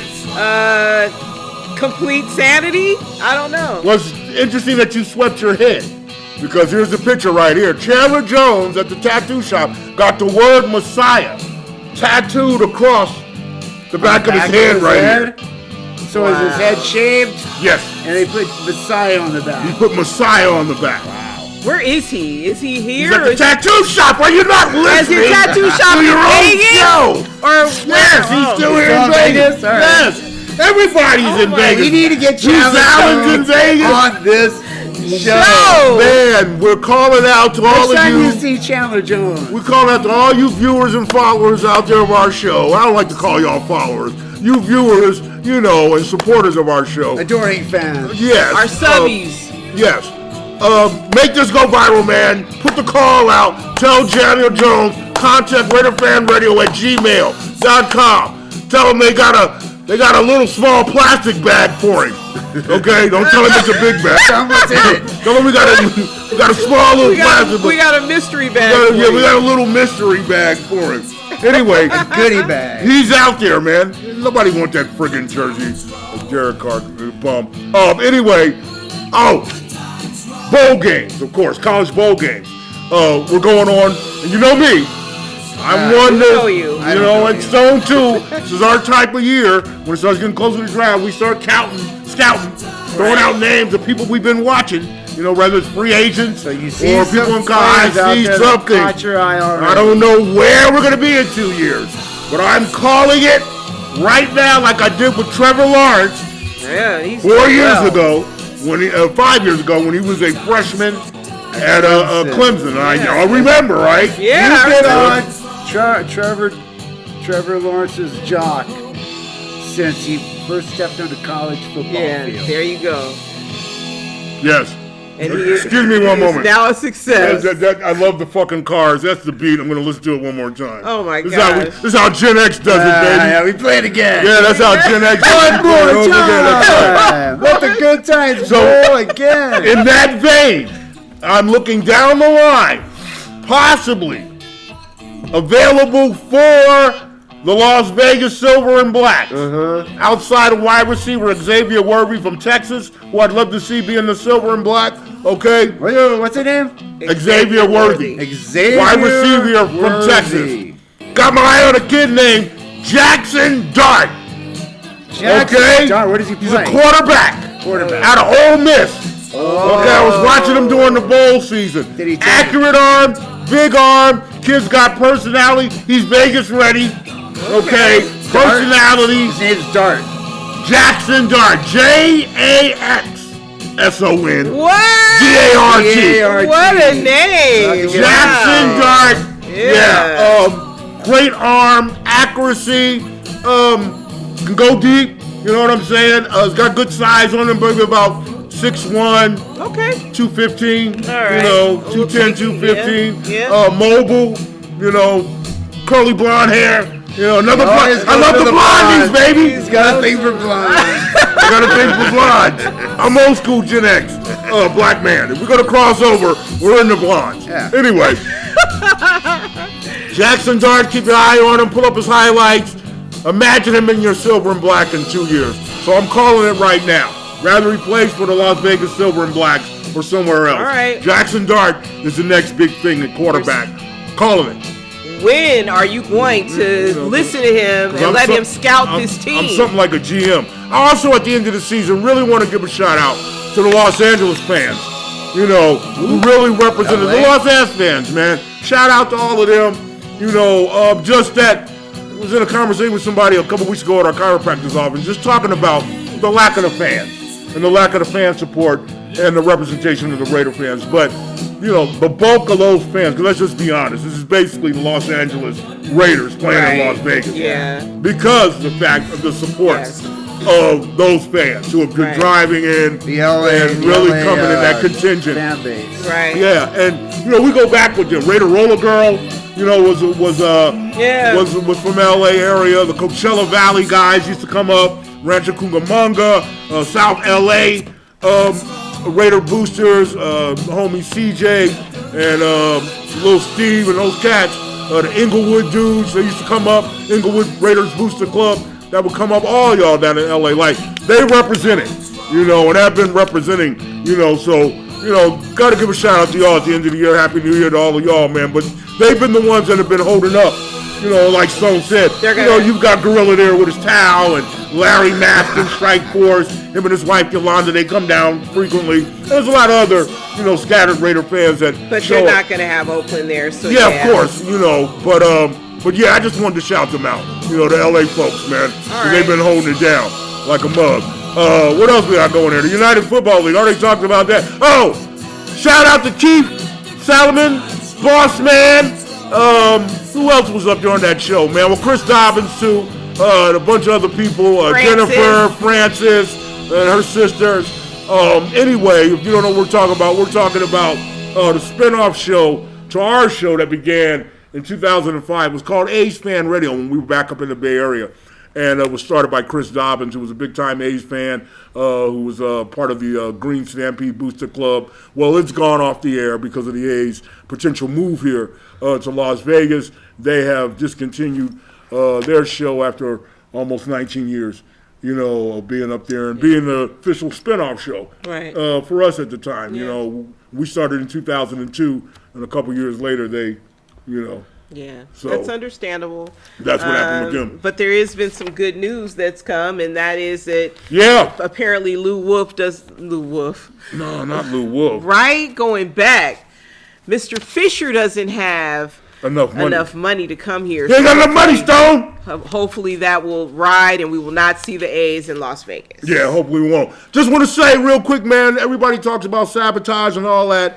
And, you know, just before the year ended, we had our show 42, 43 or whatever it was, and we got a couple of emails from people that were saying that when they went to look up our show to go to and to search it, they got redirected to Imposter Fan Radio. Oh, you know, that fake one. Yeah. And then this is just, you know, a thing that's been going on kind of in the universe of YouTube, and a complaint that's been going on with a lot of content creators. We don't consider ourselves content creators. We're sports fan personalities and producers of a show.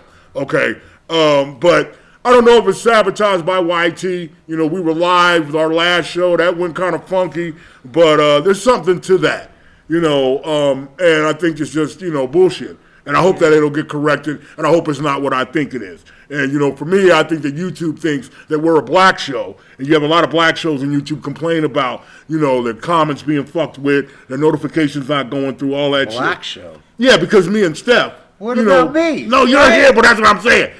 I think they think we're a black show, and you're just some type of co-host or some shit. Because I don't know why it would continue to redirect to Raiders Fan fucking Radio. When we're Raider Fan Radio, we've been on YouTube since 2020. We've been around since 2002. YouTube know who the fuck we are because our lawyers reached out a couple years ago when this whole drama began with him, to let them know that they weren't going to be involved in any legal thing with them, but to bring a notice to them that this guy was fraudulently using our name and that there was going to be some legal action taken about it. Right. You know, I don't want to draw that up again or anything like that, but, you know, I don't know what the bias is about or why that would be happening, but you can do it right now if you like. Google Raider Fan Radio in any way that you want to spell it. Raider Fan together in radio, the way that it should be spelled, Raider Fan Radio together, and you're going to be redirected to his show.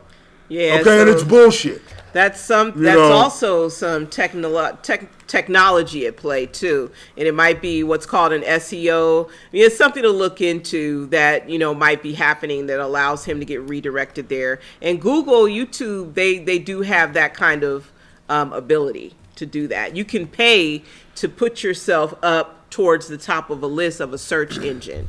And that's how, how you code, if I'm everything. looking up Led Zeppelin and I happen to spell it wrong or hit L-E-E. It'll say, you mean Led Zeppelin? Yes. Yeah. I mean, give me a fucking break. I've done it. I know. Since we got those emails, I tried it. And it does redirect. Right. I'm so sick of seeing his fucking face. Fucking frauds out here, man. Yeah, and it's you know what I'm saying? And it's just a lot of motherfuckers that, are on YouTube. It's not just us.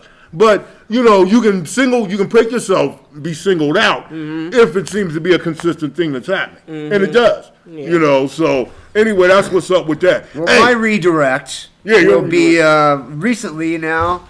Yeah. I went to the movie theater. Oh, yeah. And this is an official movie review, as I love to do on Raider Fan Radio every now and again. Movie review. Stoner Dudes, movie review. Stoner Dudes, movie review. He goes to the movie so he can talk to you. Welcome to Stoner Dudes Movie Review on RaiderFanRadio.Vegas. Yes. The movie that I will review just came out, but it is a remake or a revision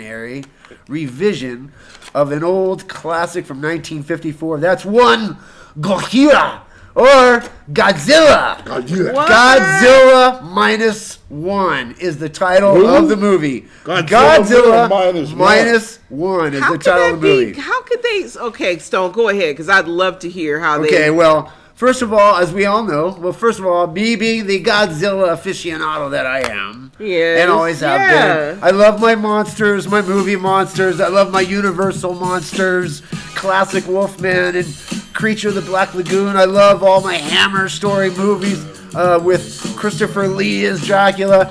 But of course, one of my favorite of all time is the old Toho company who started out making Godzilla back in 1954, and of course all the sequels over the year: Godzilla versus Ghidorah, Godzilla versus Rodan, Godzilla versus Mothra. It goes on and on and on. There's been around a million Godzilla movies since 1954.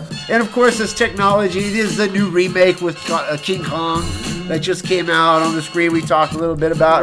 But this particular Godzilla -1 was created by the Japanese company Toho, who did the original. Okay. And it's all Japanese made, Japanese No Disney involvement. No Disney. No Disney. All right. Straight up old school Toho company. Okay. It's all in Japanese, so you have to read subtitles. That's cool. Through the whole thing.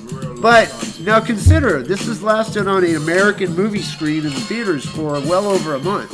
It's still in the theaters to this day. Wow. I don't know how much longer it will be, but that's really one of the reasons that made me finally go, because I started seeing reviews by all my other geeky Godzilla friends saying, dude, you gotta go see this, and you gotta go see it at the theater. Oh. Because it's fucking Godzilla, man, So I went and saw it, had to go see it, and I wasn't sure, of course, what to expect. Fresh, and I will give no spoilers at all, but it takes place in the original Godzilla, 1954 or post-World War II. So it's a time period type of movie. They did like takes you back into the did like a period piece, okay. From the perspective of the Japanese people after the atomic bomb and the different pilots and kamikaze pilots and people that were living at that time.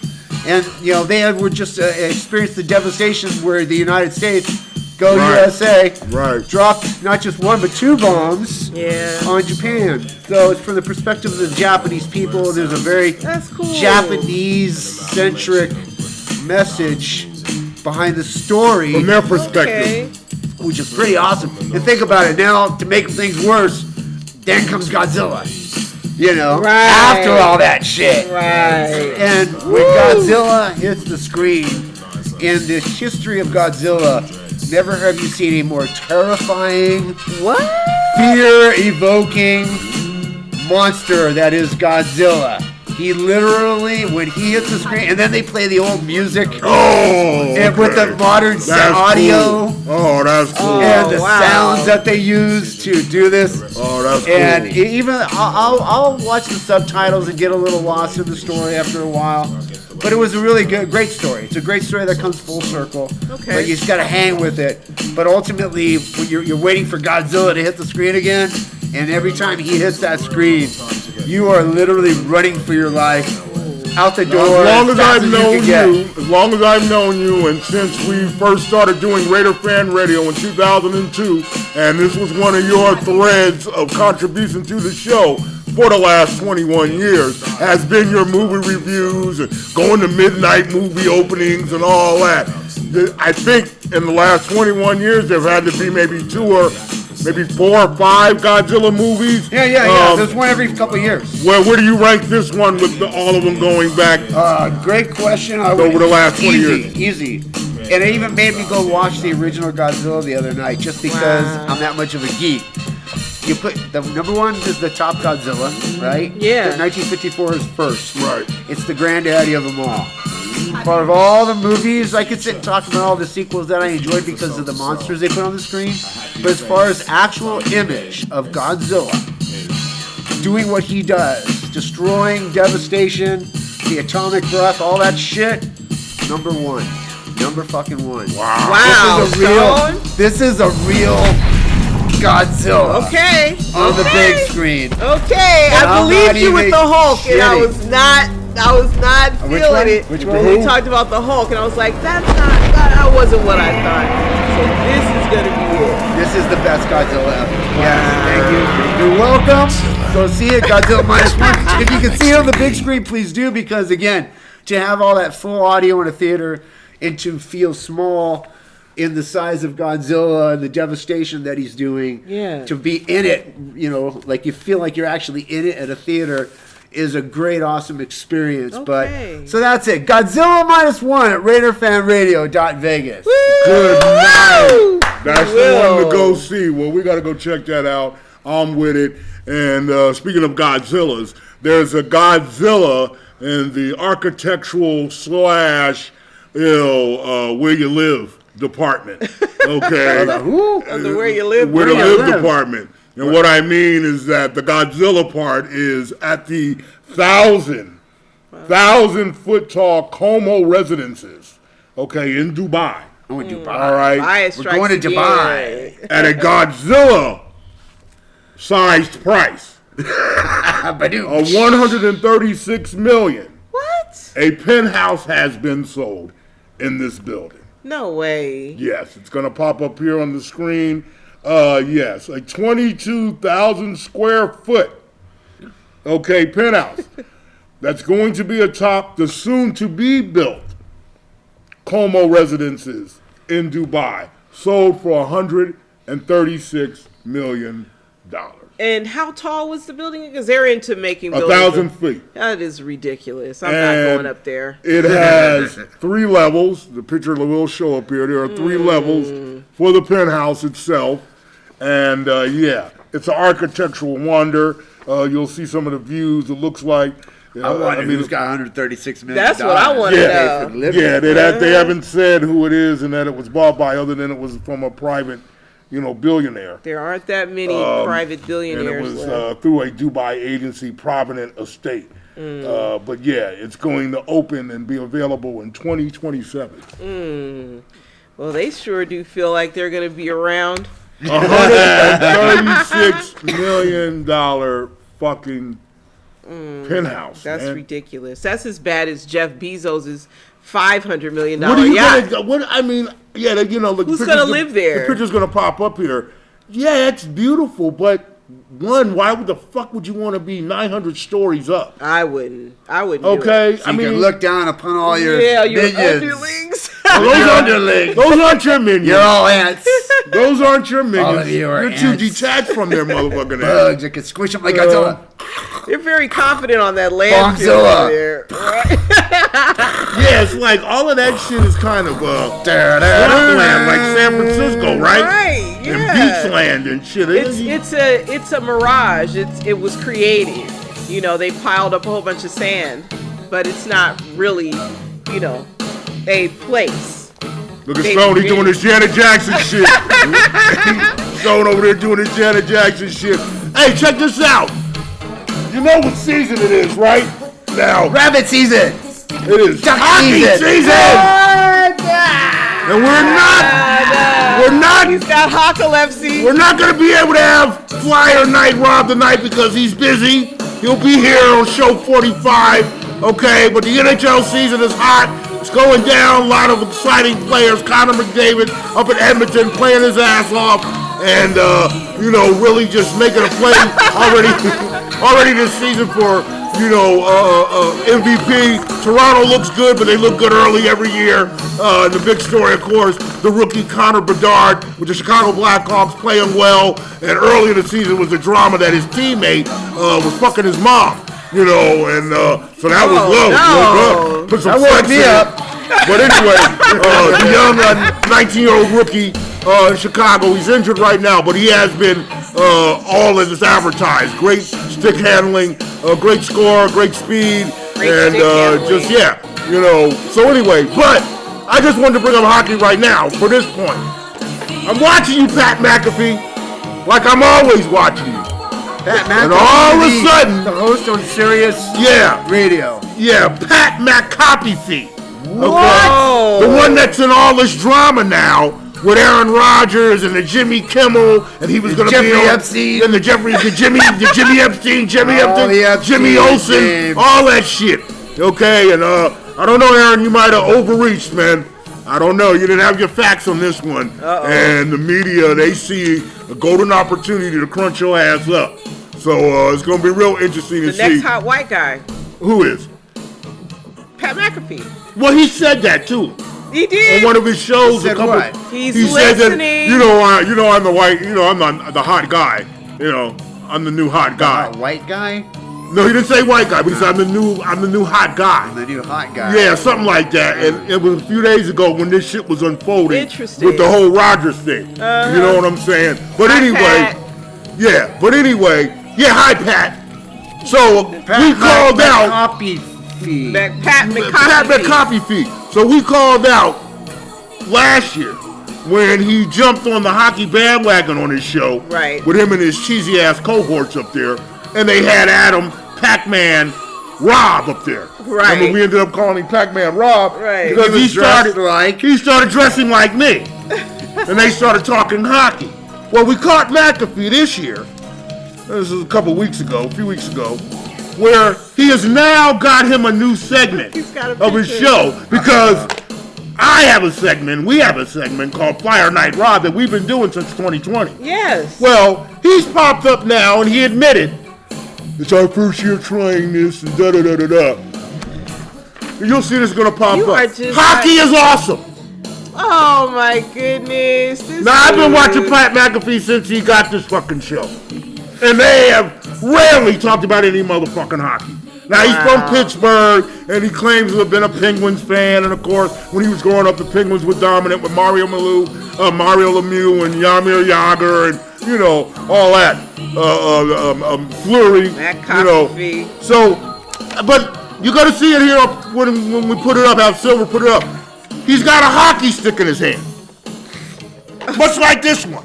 Got a little junior hockey stick in his hand. That's how much down to the bone that this motherfucker and to the tooth that he's copying and getting influence from. $85 million they paid this cocksucker to be on ESPN. Yeah. And this is the second time we've caught their asses biting from us.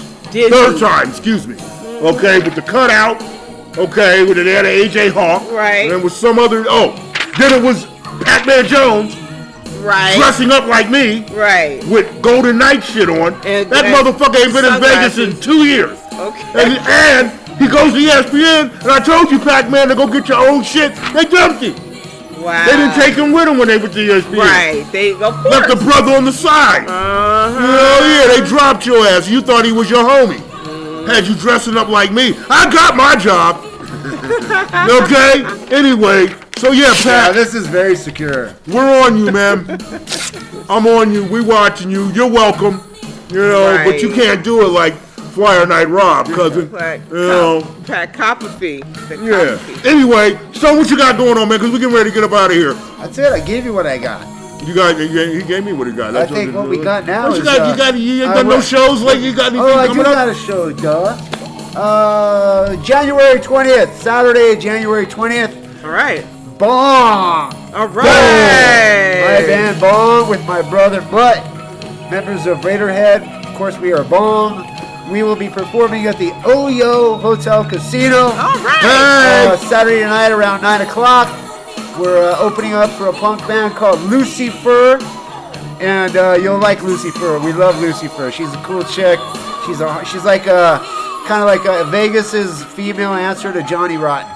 Really cool punk rock girl, Lucifer. Yeah, she's kind of a Wendy-O / Johnny Rotten. She's really cool, man. Really cool. Lucifer. So Bomb will open up for Lucifer Saturday, January 20th at the Oyo Hotel Casino down in the casino area, the lounge area. Come check us out. Come hang out with us, and we will make some noise and we will have fun with the Bong. Woo-hoo-hoo! Yeah, that's what's up. The Bong's going on. Well, like we said, Super Bowl 58 is just upon 58. Las Vegas. And man, with this public service announcement on some real shit here locally, we've been dealing already this year and towards the end of the year, a high case and rate of traffic fatalities, man. And rather here in the Las Vegas Valley and in our area here or anywhere, man, you know, let's all try to agree at least for 2024 to obey the motherfucking guidelines and the rules of the road, man. Slow down, man. There's nothing ahead of you in your life that is waiting out there that you need to rush to get to as fast as many of us are trying to get to. You know what I'm saying? Just an unfortunate loss here that we had in Henderson 3 nights ago, where a young mother and her 2 young boys were killed. A drunk driver smashed into the back of them, and they were Raider fans. I'll have some more about them on our next show. And it's just, you know, it's tragic. It's tragic everywhere, but it's most tragic here because there's a high probability because people are riding around here drunk, man. It's Vegas. Drunk. People are drinking, man, and driving and all that. But on some real shit, you know, just slow down, man. You know, particularly coming here for the Super Bowl. It's going to be a lot of people here that are already doing their, you know, checks and getting ready to do all their lockdown of the roads and all their prelims and all that, security and all that. But much like the F1 race a couple months ago, which went off without a hitch and wasn't any real problems, try to keep it that way for the Super Bowl, man. Come out here to Vegas, have a good time and all that, man. But slow down. Pump your brakes, literally. You know, enjoy your life. Enjoy it in the moment, man. And just really, man, everybody, let's have a little courtesy for each other out here, man. Because we're just having just too much automobile fatalities. RaiderFan Radio exclusive. Yeah, on the real. But anyway, that's what's up. Go Ravens. I'm pulling for you to be in the Super Bowl. We're going to be out. Keep your eyes open for us. We will be out, you know, during the Super Bowl and what have you. So, yeah, keep your eyes on that. Boom! At the Oyo Hotel. Make sure you log on. January 20th. There it is, January 20th. Until January 20th. January. Jam. And there's some big things coming. January. Right. Big things are coming in February. Just a teaser. We'll let you know on the next show. But just because it's the off season doesn't mean that we slow down and that we don't got a lot of cool shit going on. And, of course, we will always be here to hang out, interact, do what we love to do together, do the show, and of course share that with you.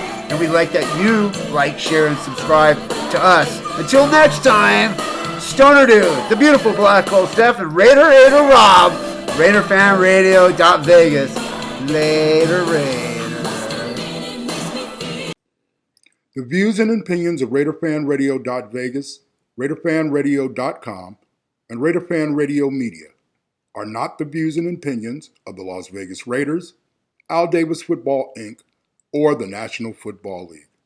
RaiderFanRadio.Vegas is an independent media source.